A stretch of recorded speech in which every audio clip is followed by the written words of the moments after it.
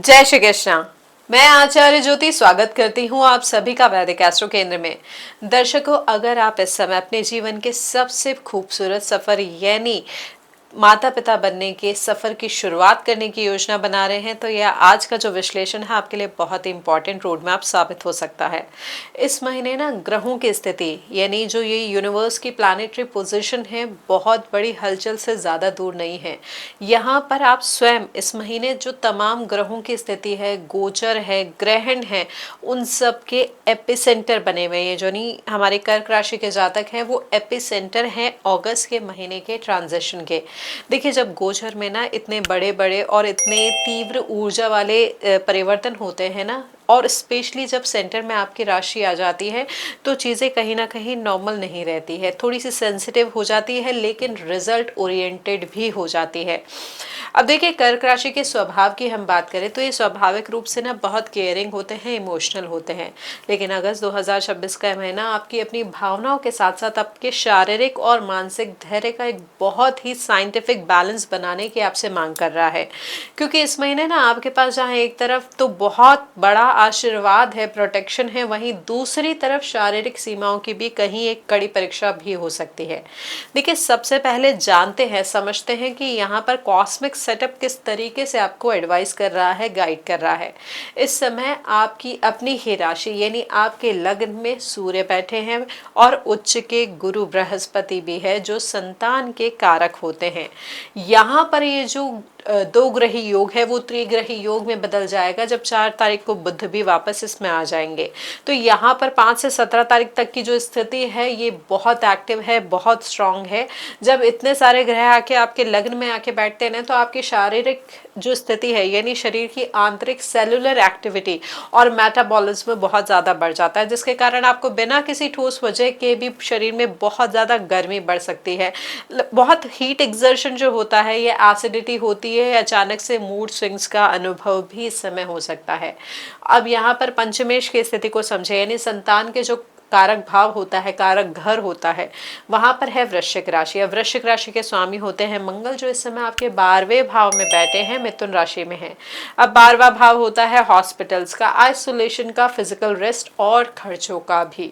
इसका सीधा मतलब यहाँ पे क्या है कि आपकी जो रिप्रोडक्टिव कैपेसिटी है इस समय थोड़ी सी सेंसिटिव है। इसके सफल होने के लिए आपके शरीर को सामान्य से कहीं अधिक आराम करना होगा, मेडिकल मॉनिटरिंग बहुत ज़रूरी होगी, एक शांत क्लिनिकल वातावरण की भी ज़रूरत होगी। यदि आप वर्किंग है तो इस महीने काम का बोझ आधा करने का प्रयास कीजिए।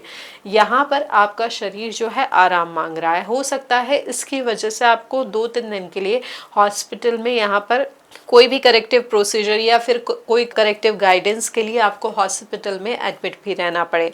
यहाँ पर घबराने की ज़रूरत नहीं है। यहाँ पर जो सारी ग्रहों की स्थिति है कहीं ना कहीं ये इशारा कर रही है कि यहाँ पर शांत चित्त के साथ आपको बॉडी को स्टेबल करना है, तभी बॉडी की जो स्थिति है और सही होगी संतान प्राप्ति के योग को सुदृढ़ करने के लिए। यहाँ पर जैसा हमने बताया कि संतान के कारक उच्च के होके हंस महापुरुष योग बना रहे हैं लग्न में, लेकिन 9 तारीख तक वो अस्त अवस्था में रहेंगे और 9 के बाद उदय होंगे तो वो अपनी पूरी दृष्टि, अमृत दृष्टि जिसे कहते हैं, पंचम भाव पे डालेंगे। क्लासिकल ज्योतिषीय सिद्धांतों की बात करें तो उच्च के गुरु के संतान भाव पे ये पंचम दृष्टि सभी प्रकार के जो फिजिकल या जैविक दोष होते हैं उन्हें नष्ट कर देती है और संतान प्राप्ति का जो मार्ग है पूरी तरीके से ओपन कर देती है। यहाँ क्या हो रहा है, इस स्ट्रेंथ के साथ ना एक वीकनेस भी साथ के साथ आ रही है। वो क्या आ रही है कि 12 अगस्त को आप ही के लग्न में होने वाला है सूर्य ग्रहण। देखिए, ग्रहण सीधे आपका जो आत्मबल है और शारीरिक ऊर्जा के स्थान पर लग रहा है और आपके पंचमेश भी 12वें भाव में है, इसलिए ग्रहण आपकी जो फिजिकल इम्यूनिटी है और जो हार्मोनल बैलेंस है उसको कहीं ना कहीं टेम्परेरी रूप से गहरा झटका भी दे सकता है, जिससे शरीर में कमजोरी या एन मौके पर किसी ट्रीटमेंट में रुकावट भी आ सकती है। इस सेंसिटिविटी को देखते हुए ना कर्क राशि के जातकों को इस महीने कुछ बहुत ही स्ट्रिक्ट रूल्स को ना फॉलो करना होगा। आपके लिए सबसे बड़ा रूल होगा पूरी तरीके से रिलैक्स करना, यानी पूर्ण शारीरिक और मानसिक विश्राम। 11 अगस्त से लेकर 14 अगस्त के बीच अगर इस सीमा में आपने कुछ भी प्लान किया हुआ है, डॉक्टर विजिट, डॉक्टर का कुछ यहाँ पर मेडिकल प्रोसीजर, मेडिकल ट्रीटमेंट, तो यहाँ पर उसको थोड़ा टालने का प्रयास करें, क्योंकि ग्रहण की जो थोड़ी सी दूषित ऊर्जाएं होती है वो सफलता की जो रेट होता है, जो सफलता की दर होती है उसको प्रभावित करती है, यानी जो प्रोबेबिलिटी होती है सक्सेस होने की वो यहाँ पे कम हो जाएगी। इसके अलावा 28 अगस्त को आपके अष्टम भाव में भी चंद्र ग्रहण लगने वाला है, जहां पर राहु के साथ ये ग्रहण होगा जो महीने के अंतिम सप्ताह में है। तो यहाँ पर क्या होगा, अचानक से आपके अंदर ना एक अननोन फियर या गहरा मानसिक तनाव भी पैदा हो सकता है। इस दौरान खुद को किसी भी प्रकार की नेगेटिव न्यूज़ या पारिवारिक विवादों से बहुत दूर रखने का प्रयास करें और केवल अपने रूटीन को ध्यान रखें, उसी पे फोकस रखें। आपकी राशि पर लगने वाले इस ग्रहण और 12वें घर के मंगल को संतुलित करने के लिए आपको कुछ उपाय बहुत ज़रूरी हैं जो करने होंगे, संतान प्राप्ति का जो योग है उसको सुदृढ़ करने के लिए। लेकिन ये ध्यान रखें, जो पूरा हमने विश्लेषण किया है या जो पूरी स्थिति को जाना है, पूरी स्थिति को समझा है, इसमें ये ध्यान रखें कि योग बहुत शुभ है। गुरु बृहस्पति स्वयं आशीर्वाद दे रहे हैं संतान प्राप्ति के योग के लिए, और स्पेशली अगर आपकी मंगल की दशा चल रही है, गुरु की दशा चल रही है या चंद्रमा की दशा चल रही है, तो ये समय आपके लिए शुभ संयोग के जो योग है उसको और बढ़ा देगा। लेकिन ये कुछ उपाय जो अब हम आपको बताने वाले हैं वो ज़रूर करें। देखिए यहाँ पर क्योंकि हीट बढ़ रहा है, शरीर में जो बैलेंस होता है हीट का वो कहीं ना कहीं अप एंड डाउन की तरफ जा रहा है, प्रॉब्लम आ रही है उसमें। तो यहाँ पर उसको मैनेज करने के लिए वाटर इनटेक को प्रॉपर रखें और कोशिश करें कि मिट्टी के घड़े का रखा हुआ पानी ही पिए। साथ ही 12वें घर का मंगल है, उसकी नेगेटिविटी को कम करने के लिए आप क्या कर सकते हैं, किसी भी मंगलवार के दिन किसी सरकारी अस्पताल में जाकर ज़रूरतमंद मरीजों को अनार, सेब या ठंडे दूध का जो है आप दान कर सकते हैं। यहाँ पर दान को जितना गुप्त रखेंगे उतने ही परिणाम अच्छे होंगे, किसी को बताना नहीं है। जैसे कहा जाता है ना कि एक हाथ से दिया गया दान जो होता है वो दूसरे हाथ को भी ना पता चले, ऐसी स्थिति में इस तरीके का दान करने का प्रयास करें और पूरी श्रद्धा के साथ करें और यथाशक्ति करें। देखिए यहाँ पर ना ही किसी को दिखाना है कि हम इतना दान कर सकते हैं या हमने इतना दान किया है।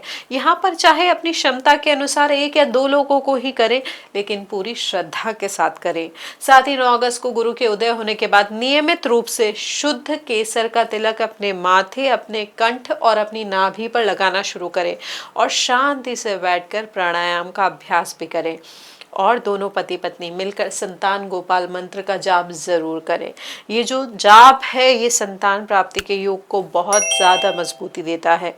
तो दर्शकों, ये कुछ आसान से उपाय जो है नियमित रूप से करके आप संतान योग जो आपके लिए पहले से ही प्रभावशाली है उसको और मजबूती दे सकते हैं। तो ये जो महीना है, अगर हम इसे कंसाइज वे में कहें, संक्षेप में कहें, तो बहुत ही पावन महीना है आपके लिए, बशर्ते आप यहाँ पर समय की गति को समझें। यहाँ पर 12 अगस्त के आसपास जो दबाव होगा, जो भारीपन होगा, उसे पूरी शांति से निकल जाने का प्रयास कीजिए, जाने दीजिए उसे।